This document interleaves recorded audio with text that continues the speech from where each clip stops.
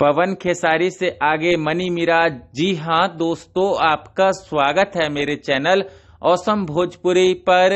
Video को पूरा देखिएगा। वीडियो पसंद आए तो वीडियो को लाइक और चैनल को सब्सक्राइब कीजिएगा।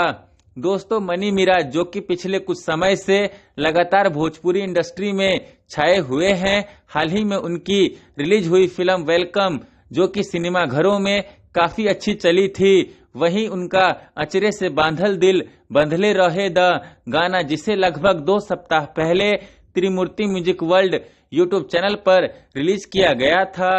दोस्तों, मनी मिराज का यह गाना जब से रिलीज हुआ है तभी से लगातार धमाल मचा रहा है और आज दोस्तों त्रिमूर्ति म्यूजिक वर्ल्ड यूट्यूब चैनल पर मनी मिराज के इस गाने पर 33 मिलियन व्यूज कंप्लीट हो गया है। साथ ही दोस्तों, मनी मिराज के इस गाने पर अब तक 4,13,000 के करीब लाइक भी आ चुका है। वहीं मनी मिराज का ये गाना अभी भी इंस्टाग्राम रील पर ट्रेंड कर रहा है, जिस पर 2.2 मिलियन के करीब इंस्टाग्राम रील भी अब तक बन चुका है।